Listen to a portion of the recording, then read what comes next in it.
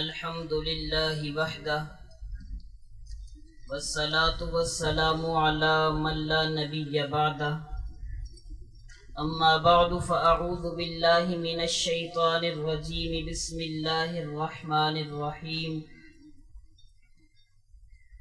رضي الله عنهم ورضوا عنه وقال النبي صلى الله عليه وسلم ما أنا عليه وأصحابي رواه الترمذي او كما قال عليه الصلاة والسلام۔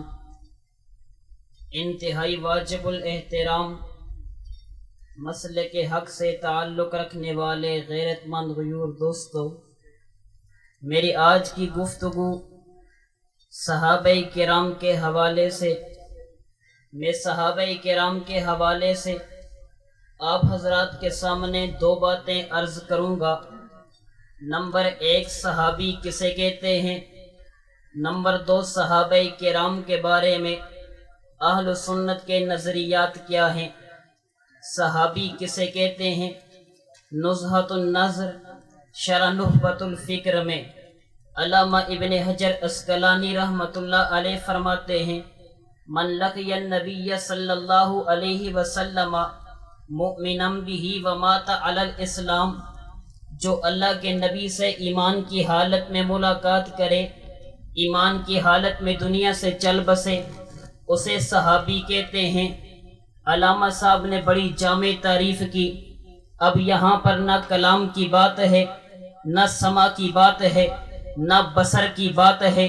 اگر کوئی صحابی نبی کے کلام کو سن نہیں سکتا، اس کی صحابیت میں فرق نہیں آئے گا۔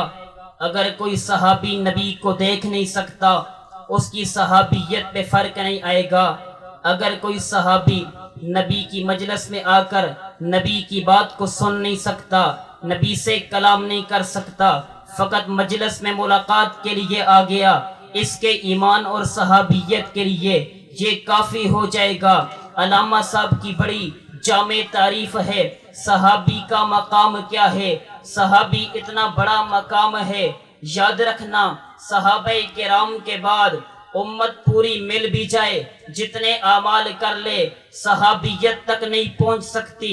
اسی وجہ سے امام نووی رحمۃ اللہ علیہ نے شرح مسلم میں لکھا، فَإِنَّ فَضِيلَةَ الصُّحْبَةِ لَا يَعْدِلُهَا عَمَلٌ، ارے تمہارے لاکھ سجدے ایک طرف، تمہاری ریاضتیں، عبادتیں، محنتیں ایک طرف، تم جتنی عبادتیں کر لو، تمہاری عبادتیں صحابی کی صحبت کو نہیں پہنچ سکتی۔ صحابی کی وہ صحبت جو نبی سے حاصل ہوئی، نبی کی اس صحبت کو نہیں پہنچ سکتی۔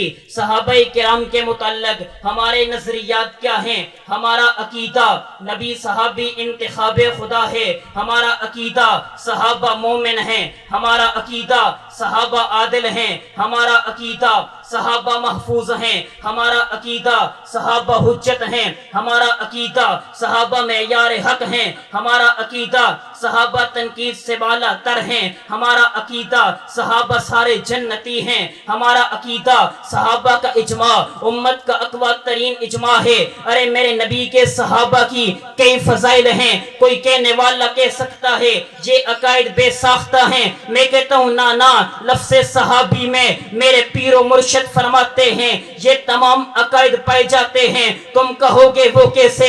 میں مثال دوں گا، بات جلدی سمجھ میں آ جائے گی۔ آپ نے کسی شخص کو دیکھا وہ نماز ادا کر رہا ہے، آپ نے کہا یہ نمازی ہے، بظاہر آپ نے لفظ ایک بولا کہ یہ نمازی ہے، لیکن اس سے کئی اوصاف سمجھ آتے ہیں جو اس نمازی میں موجود ہیں۔ اس سے بات یہ بھی سمجھ آتی ہے ارے جگہ بھی پاک ہے، اس سے یہ بھی سمجھ آتا ہے اس کا بدن بھی پاک ہے، اس کے کپڑے بھی پاک ہیں، ارے وقت نماز کا ہے، قبلہ رخ بھی ہے، بظاہر لفظ نمازی ہے، کئی اوصاف کو اپنے اندر سموئے ہوا ہے، بظاہر لفظ صحابی ہے، لیکن اپنے اندر حجت ہونا یہ صحابی کے لیے ضروری ہے۔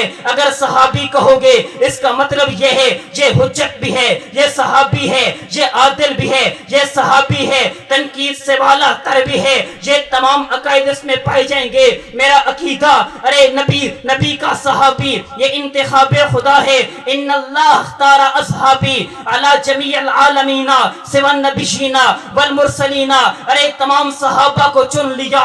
میرا عقیدہ، ارے صحابہ مومن ہونے کا مطلب یہ ہے میں اور آپ کلمہ پڑھیں صرف مومن بنتے ہیں، صحابہ کلمہ پڑھیں فقط مومن نہیں ایمان کا معیار بنتے ہیں۔ بات یہیں پہ ختم نہیں ہے۔ اولئک هم المؤمنون حقا، مفتی شفیع صاحب نے لکھا معارف القرآن اٹھائیے، کہتے ہیں یہ آیت مبارکہ ارے انصار مدینہ مہاجرین مکہ صحابہ کے بارے میں، ارے میرا عقیدہ صحابہ عادل ہیں۔ علامہ عبد البر مالکی فرماتے ہیں ان الصحابۃ کلهم عدول مرضیون وہذا امر مجتمع علیہ، ارے صحابہ کے عادل ہونے پہ اجماع موجود ہے۔ عادل ہونے کا مطلب یہ ہے یہ گواہان ختم نبوت ہیں، یہ گواہان توحید ہیں۔ عادل ہونے کا معنی یہ ہے ارے دین محمدی کا اگر عقیدہ ہوگا صحابہ گواہ ہوں گے، اگر عمل ہوگا صحابہ گواہ ہوں گے، مسئلہ ہوگا صحابہ گواہ ہوں گے۔ میرا عقیدہ صحابہ تنقید سے بالا تر ہیں، میرا عقیدہ ارے صحابہ حجت ہیں، میرا عقیدہ صحابہ معیار حق ہیں۔ معیار حق ہونے کا مطلب اور مفہوم یہ ہے آپ کا عقیدہ وہ قبول ہوگا جو صحابہ نے دیا، آپ کا عمل وہ قبول ہوگا جو صحابہ نے دیا۔ فَإِنْ آمَنُوا بِمِثْلِ مَا آمَنْتُمْ بِهِ، عقیدہ وہ معتبر ہوگا جو صحابہ نے دیا۔ مَا أَنَا عَلَيْهِ وَأَصْحَابِي، عمل وہ معتبر ہوگا جو صحابہ نے دیا۔ وَالَّذِينَ اتَّبَعُوهُمْ بِإِحْسَانٍ، ارے آپ کے اعمال وہ معتبر ہوں گے جو صحابہ نے دیے۔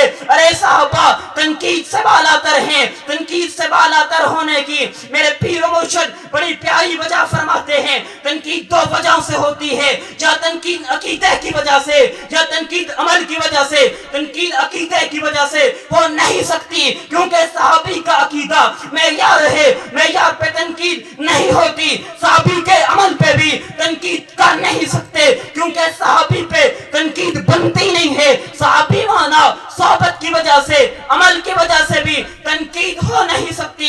صحابہ پہ سب و شتم حرام ہے۔ وَعَلَمْ أَنَّ سَبَّ الصَّحَابَةِ حرام، ارے کوئی مشاجرات کو لے کے اعتراضات کر شروع کر دیتا ہے۔ ہمارا عقیدہ مشاجرات کے بارے میں بھی وہی ہے جو عمر بن عبدالعزیز نے کہا تھا تِلْكَ دِمَاءٌ طَهَّرَ اللَّهُ أَيْدِيَانَا، اللہ پاک نے ہمارے ہاتھوں کو ان کے خون سے محفوظ کیا۔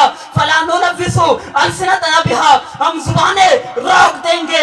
ارے میرا ایک عقیدہ نہیں، تم جس عقیدے کو لے گے میرے عقیدے پہ دلائل آئیں گے کیونکہ ہم عالمی نبی کے عالمی وارث کے مرکز میں بیٹھے ہیں جس نے عقیدے پہ نہیں عقائد پہ کام کیا۔ صرف عقیدہ توحید ہو یا صفات ہو دلائل بھی دیے، ارے شبہات کے جوابات بھی دیے، ختم نبوت ہو یا حیات انبیاء ہو دلائل بھی دیے، شبہات کے جوابات بھی دیے۔ میرے پیر و مرشد نے غیروں کے تارے سن کے الزامات برداشت کیے لیکن جواب دیا تو دلیل سے دیا جس نے شہر اور دیہات کو برابر کر دیا، جس نے گلی اور کوچے کو برابر کر دیا۔ غیروں کے تانے سنے، الزامات سنے، شبہات کیے لیکن اس نے ایک ہی جواب دیا، کہا نا بابا میں جواب دوں گا تو ان لفظوں میں دوں گا، اہل باطل سے کہہ دیجئے میں نے جواب دینا تو دلائل سے دینا، اور دلائل سے جواب دیتے ہوئے یہ اعلان کر دیا میں انقلاب پسندوں کی ایک قبیل سے ہوں، میں انقلاب پسندوں کی ایک قبیل سے ہوں، جو حق پہ ڈٹ گیا اس لشکر قلیل سے ہوں، میں جو ہی دست و گریباں نہیں اس زمانے سے، میں جس جگہ کھڑا ہوں کسی دلیل سے ہوں۔ وآخر دعوانا الحمدللہ رب العالمین۔